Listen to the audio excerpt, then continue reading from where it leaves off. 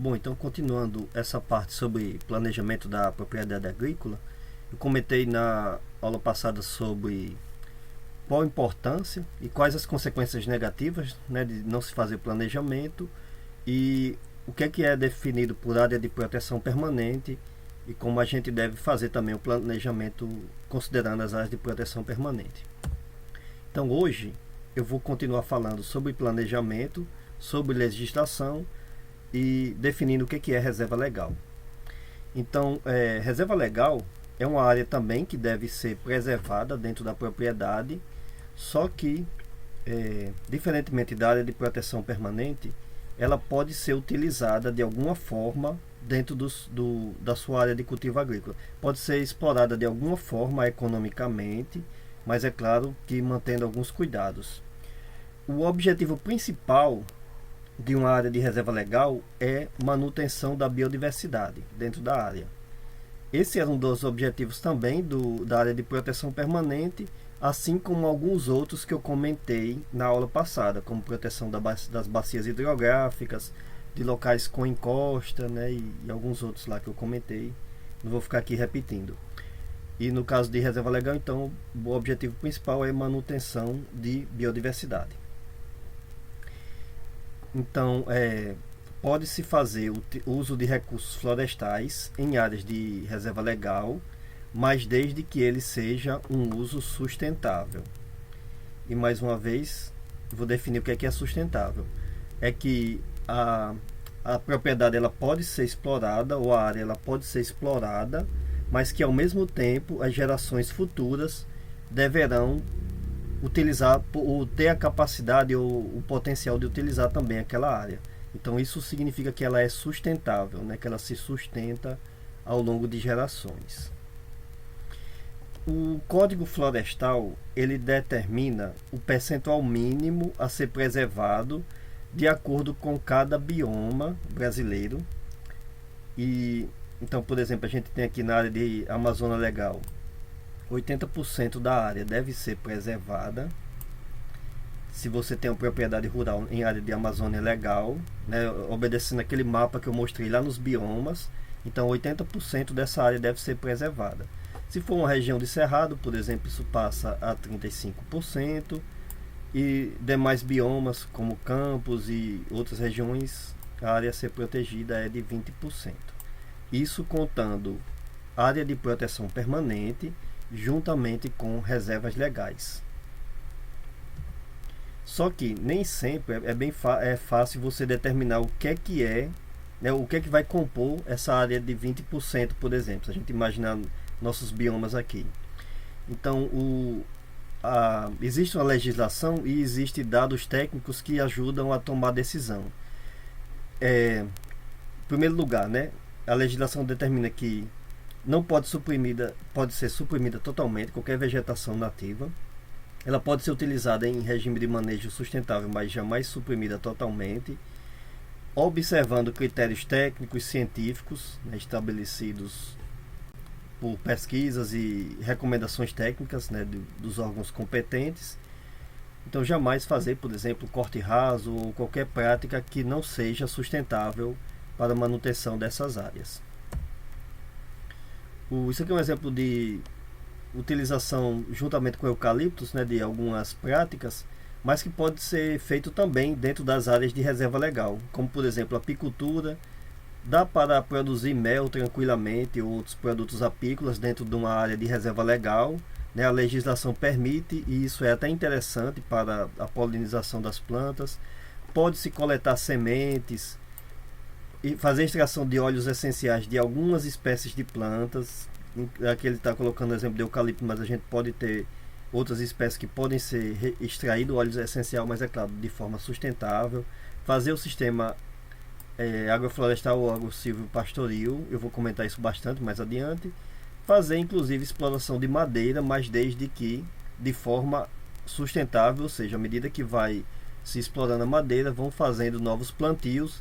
Inclusive, se for uma reserva legal com plantas nativas, dá para fazer, né, o manejo dessa forma. Então, os produtores rurais, né, quando vão estabelecer a área de reserva legal, eles normalmente têm em mente, nem todos, né, mas alguns têm em mente alguma coisa, mas o que diz a legislação às vezes é outra. Então imagine, você tem uma propriedade que você quer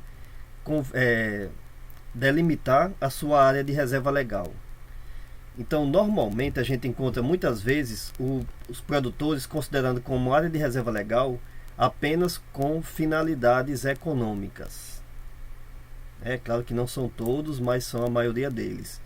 E quando se pensa apenas nos fins econômicos, é comum que você selecione apenas a área menos produtiva para ser reserva legal, ou seja, solos com menor fertilidade, locais que já sofreram problemas de erosão ou já foram utilizados de alguma forma que não podem ser, ou que tem uma produtividade menor de acordo com seu cultivo. Então normalmente o pessoal acaba delimitando ali como sendo a área a ser preservada, a área que vai entrar na reserva legal, né, dentro da propriedade.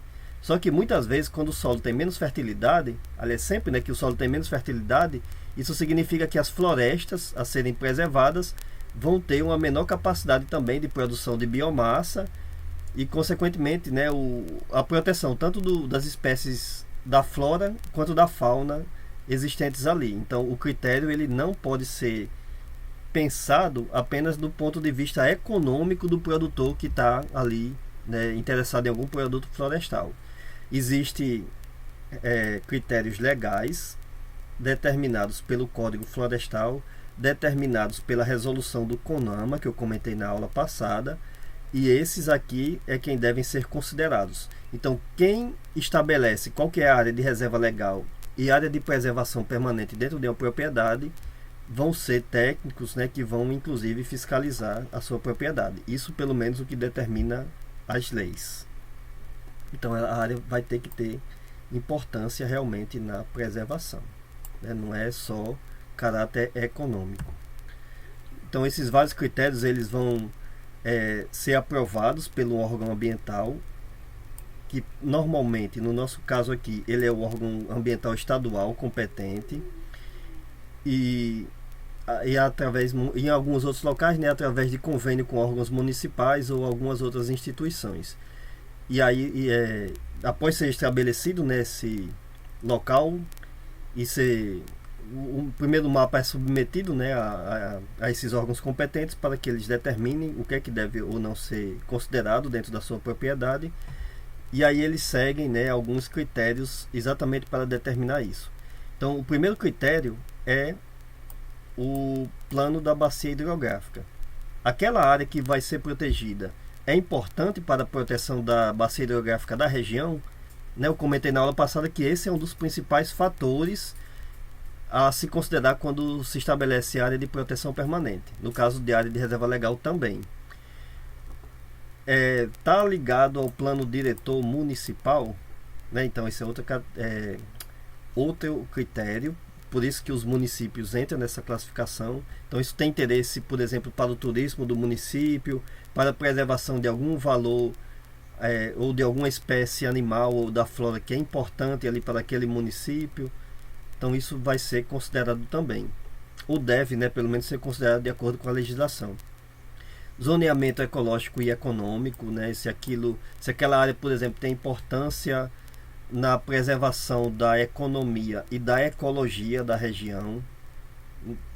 A gente tem exemplos de locais em que, quando se faz degradação de alguns locais, de algumas propriedades ambientais, aquilo ali atrapalha toda a ecologia de um determinado local, que acaba consequentemente afetando também a economia da região. E algumas outras categorias, né, que devem ser consideradas de acordo com certas localizações. Então, deve-se considerar também a proximidade com outras áreas de reserva legal, com áreas de preservação permanente, porque fazendo isso daí, se mantém o fluxo gênico, né, que eu comentei na aula passada, que é muito importante na polinização cruzada dentro de muitas espécies. Então, vê que não é uma coisa tão simples, né? A gente imagina que é só delimitar a área, mas que não é tão simples. Ela deve seguir alguns critérios legais, né, inclusive estabelecidos por lei, para que a gente estabeleça realmente qual que é a área de proteção permanente e área de reserva legal. Eu vou colocar aqui só um exemplo, tá? Mas isso vai variar de cada caso, dentro de cada propriedade e normalmente dentro de cada bioma a ser utilizada essa propriedade rural. Então, por exemplo, quando você vai estabelecer áreas de reserva legal e proteção permanente, se faz, em primeiro lugar, a delimitação da rede hidrográfica. Né? E aí, a bacia hidrográfica passa ali, tem cursos d'água, tem nascentes, né? Então, esse é o primeiro ponto a ser considerado. E aí vai ter que observar mapas, né? Vai ter que observar ali a região, a fiscalização vai ter que ir na sua propriedade para fazer esse levantamento, né? Então tudo isso vai ser considerado ali naquele local. Segunda etapa, né? Para a determinação das áreas de preservação permanente, né? O que é que se encaixa como área de preservação permanente ali? Tem locais com declive, tem espécies ameaçadas de extinção, existem sítios arqueológicos, por exemplo, populações silvícolas, né? Então em muitos locais existe isso. Então todos aqueles critérios que a gente viu na determinação da área de proteção permanente na aula passada, eles vão ser considerados ao se estabelecer também qual a área, né, dentro da sua propriedade que vai ser preservada. Então, por exemplo, tá? Isso aqui é uma área em que eles estão estabelecendo qual que é a área de preservação permanente, em primeiro lugar, né? E aí começou-se por definir onde está a rede hidrográfica, né? Ou seja, onde estão as bacias hidrográficas naquele local. Se viu que está aqui, né, nessa linha quadriculada em azul, está aqui no mapa, e aí segue, né, para as outras partes. Então, depois que se estabelece, né, na área de proteção permanente, vai se fazer o zoneamento da reserva legal. Então, os critérios a serem determinados para fazer a reserva legal estão muito relacionados à conectividade com áreas de proteção permanente, se possível formando área contínua, exatamente para manter o corredor genético. Proximidade com outras reservas legais deve ser considerado, né? Então tudo isso com finalidades de manter biodiversidade e manter o fluxo gênico, que já foi comentado aqui.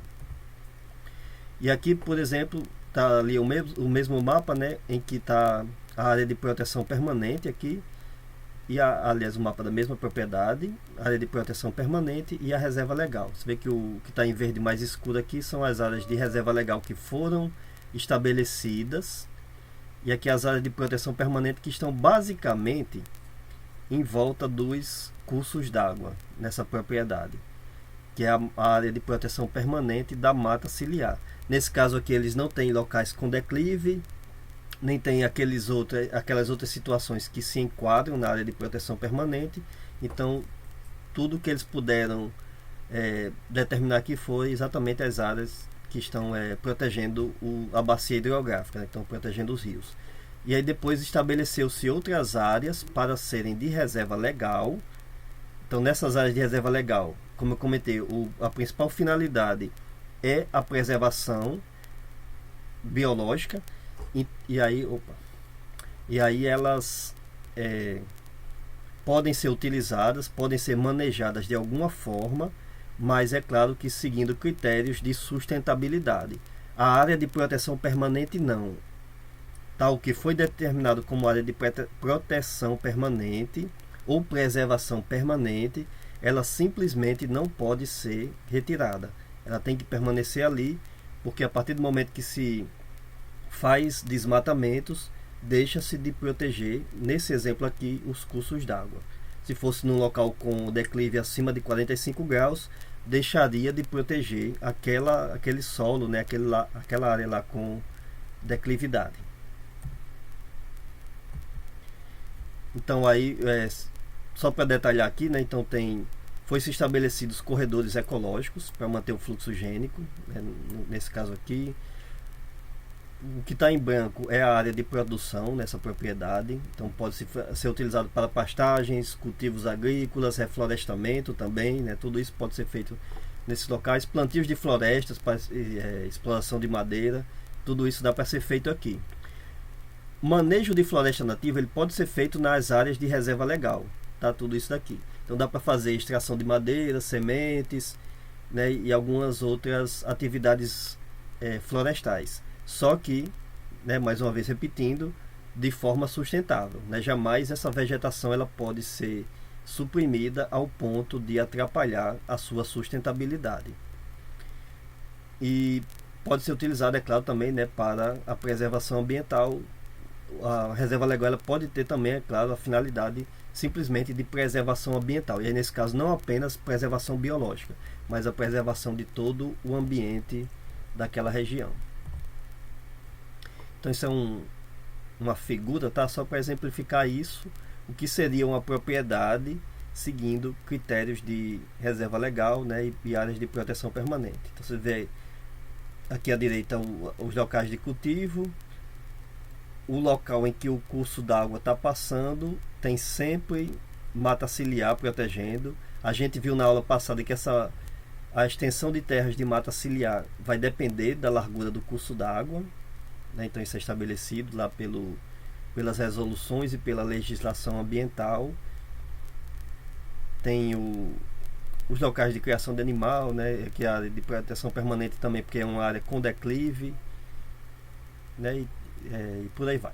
O reservatório de água da região, do local, né? Aqui no desenho não está bem protegido, que a gente viu que tem também que ter mata protegendo os reservatórios de água naturais ou artificiais, né? Eu comentei isso na aula passada. Então é mais ou menos por aí que fica, né, a determinação após o cumprimento da legislação, né, o cumprimento das normas técnicas. Então o planejamento ele é muito importante, tá, para o desenvolvimento agrícola. Como eu comentei na aula passada, sempre que a gente faz um plantio sem planejamento, a nossa chance de errar é muito grande. Então, além das consequências ecológicas para toda a região, né, como perda das qualidades de água, perda da biodiversidade animal ou da flora, existe também uma consequência econômica, porque nós estamos desvalorizando as nossas propriedades e, consequentemente, perdendo o dinheiro investido, né, ali. Já na Rio 92, que é uma daquelas conferências das Nações Unidas sobre clima, né, e meio ambiente, foi se estabelecido um plano dentro do Brasil para o desenvolvimento agrícola sustentável, né? Por incrível que pareça, já tinha ali, né, na Rio 92 há mais de 30 anos, né, ali tudo estabelecido, apesar de que não foi totalmente implementado, né, pelo menos em todo o território nacional, mas já se estabeleceram, por exemplo, prioridades de combate ao desmatamento, do manejo de ecossistemas frágeis, né, como luta contra a desertificação, luta contra a seca, desenvolvimento sustentável em locais com montanhas. Daqui a pouco eu vou colocar alguns exemplos, né? Desertificação é um dos grandes problemas em áreas agrícolas. No Brasil, nós temos regiões com problemas de desertificação, basicamente na nossa região semiárida. E aí a gente tem locais com alto risco, aliás, com muito alto risco de desertificação, inclusive no Rio Grande do Norte. Agora eu desenho isso aqui, não consigo apagar. Tem locais com alto risco, né, aqui na região também de Pernambuco, parte da Bahia, e há diversas partes do mundo também que sofrem risco de desertificação, né? Então, isso aqui é na região semiárida da Paraíba, por exemplo, locais realmente com problemas de desertificação parecidos, né, com um deserto natural, que seria essa figura aqui do meio. Isso aqui também, olha. Então isso aqui é uma região que sofreu desertificação. Então esse ecossistema, para voltar a ser o que era antes, ele vai levar muitos anos, né? O investimento para recuperar essa área vai ser muito maior do que o investimento para preservá-la, que poderia ter sido feito antes. É aquela história, quando a gente deixa de preservar, para recuperar é muito mais difícil. Então nós temos esse problema. É uma das funções nossas como técnicos, como, né, estudantes aqui dos nossos biomas, fazer a proteção, né, porque já, além do risco, já existe realmente áreas, inclusive no Rio Grande do Norte, na região do Seridó, que existe desertificação ocorrendo. Então isso são os exemplos aqui. Ó. Então a área realmente sofreu erosão, sofreu desmatamento muito intenso e se transformou num deserto mesmo. Tá, isso aqui é na região do Seridó, na parte da Paraíba, mas do Rio Grande do Norte está bem parecido com isso. Tudo consequência de exploração da área agrícola, além da sua capacidade de repor, né, naturalmente ou através de plantios a vegetação retirada. Então esse é um exemplo de uma exploração não sustentável que causa esses problemas de desertificação. Então, ainda continuando na agenda da Rio 92, né, se estabeleceu como prioridades o desenvolvimento agrícola e rural, só que de forma sustentável. Que nem sempre a gente vai fazendo isso, né? Atualmente tem muitos deputados ali daquela bancada ruralista da Câmara que tem muita influência, que conseguem fazer muitas leis ou deixar de cumprir muitas leis de acordo com seus interesses. Eles não veem essa parte sustentável da agricultura, nem todos, tá? Nem todos eles têm essa mentalidade tão atrasada, mas nos que tem, então a gente acaba tendo esse problema de fazer, né, desmatamentos além da capacidade do ecossistema de se recuperar, e consequentemente eles não estão perdendo ainda economicamente porque eles vão atrás de abrir novas fronteiras agrícolas, mas já devem muitos deles terem sofrido problemas econômicos exatamente pela perda da fertilidade dos solos utilizados de forma não sustentável. Então tinha essa questão, né, de aumentar a renda agrícola, mas ao mesmo tempo aumentar a qualidade de vida das populações que dependem ali daquele local, e isso só dá para ser feito através da proteção do solo, do ar, da água e das florestas. E aí isso aqui eu já comentei, né, fazendo exatamente a conservação da biodiversidade. Então o combate ao desmatamento ele pode ser feito, né, por exemplo, isso daqui está errado na figura aqui à esquerda acima, né, não tem vegetação protegendo a mata, o córrego de água aqui, né, o rio, e aí tem agricultura sendo feita na parte de cima. Então, consequentemente, agrotóxicos, solos, né, vão estar descendo aqui com as chuvas ou com a irrigação e vão estar causando problemas na qualidade e na quantidade de água aqui desse rio, né, como a gente já comentou também. Então, deve-se fazer, né, o plantio de floresta nas áreas que deve ser feita, reflorestamentos a partir de locais em que o solo foi degradado. É possível em muitos locais fazer reflorestamento. Quando se acontece desertificação, aí sim é muito difícil se fazer, mas antes de acontecer dá para se fazer reflorestamentos para proteção. É claro, né, como eu já comentei, é mais caro fazer reflorestamento do que a proteção inicial, mas se a área já está degradada, né, então a única alternativa que nós temos é exatamente fazer o reflorestamento. Ampliação de sistemas de quebra-vento, né, isso eu vou comentar quando falar especificamente sobre sistemas agroflorestais, e conservação, né, das áreas de proteção permanente e reserva legal. Então tem muitas técnicas que podem ser aplicadas para o manejo de ecossistemas frágeis, como o plantio em curvas, de acordo com a declividade do solo principalmente, utilização de espécies leguminosas que fornecem nitrogênio e, no caso, melhoram a qualidade do solo, recuperação de áreas que já foram utilizadas na agricultura, enriquecimento do solo através do pousio, ou seja, deixar alguns anos ou alguns períodos de tempo sem o cultivo de espécies para exploração agrícola e só com o plantio de leguminosas normalmente, né? Então, mais uma vez, para suprir o nitrogênio do solo e aumentar a sua qualidade. Tem a questão de se manter segurança alimentar das populações ali dependentes. Então a questão não é só você fazer produção de alimentos, mas fazer produção de alimentos com maior valor nutritivo para aquelas populações. Então tem espécies que podem ser selecionadas com essas finalidades. E aí os sistemas agroflorestais ou agro-silvopastoris contribuem bastante para isso. Eu vou comentar isso nas próximas aulas, né, como é importante, qual que é a importância dos sistemas agroflorestais exatamente para manter segurança alimentar e melhor nutrição das populações, né, de uma área muito grande, não só de quem está produzindo, mas de quem está consumindo ali aqueles produtos.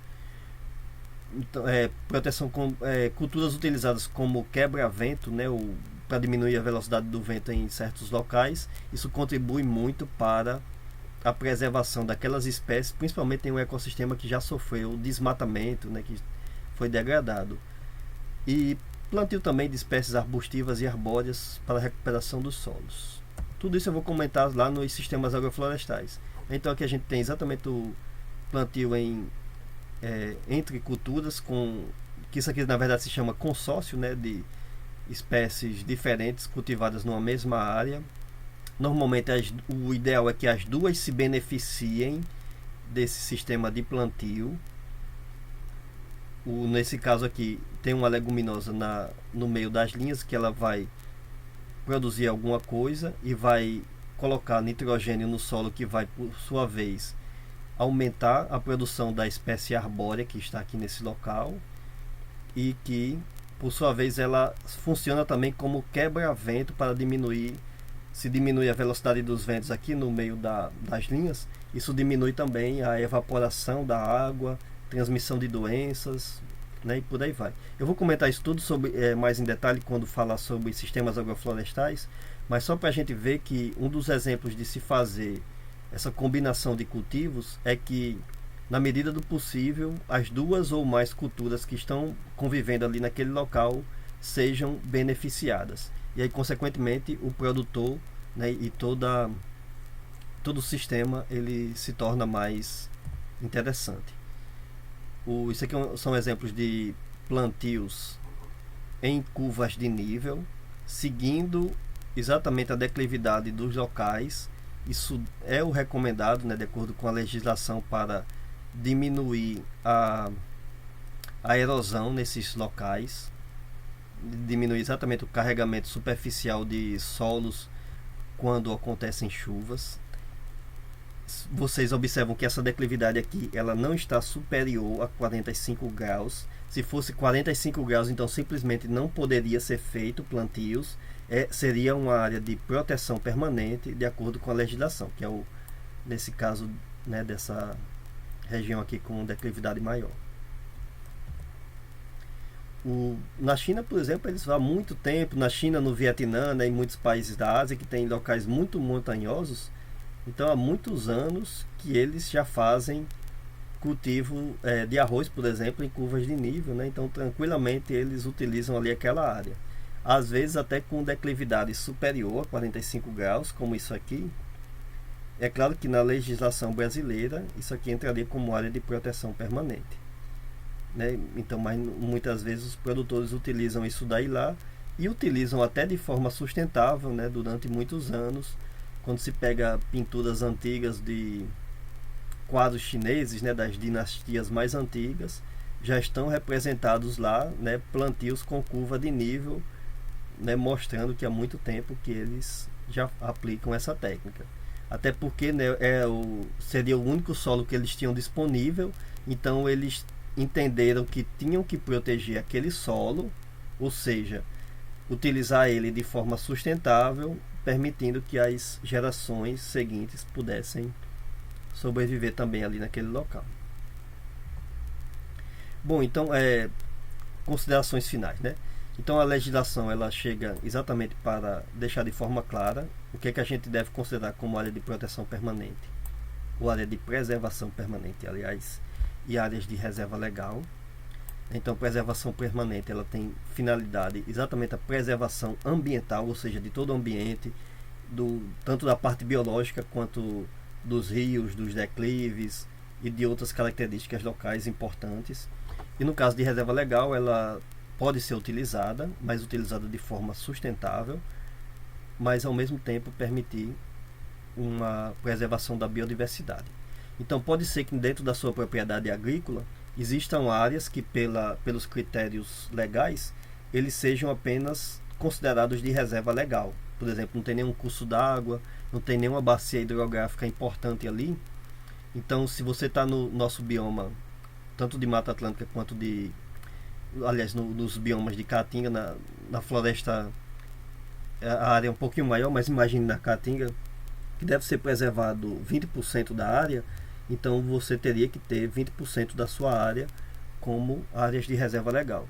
Se existe alguma área de proteção permanente naquela região, então você vai, se ela for superior, por exemplo, a 20%, você não precisa mais definir nenhuma área de reserva legal.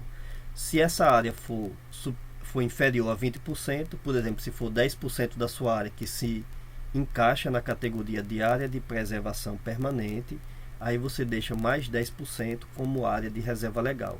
Mas o importante é que o somatório dos dois jamais fique inferior a 20% nesse exemplo que eu falei. Mas é claro que para cada bioma, né, como eu já comentei aqui, essa percentagem de área a ser preservada varia. Então, o planejamento é exatamente o melhor caminho para a gente conseguir manter um equilíbrio entre produção e conservação ambiental. E se a gente não fizer isso, não tem como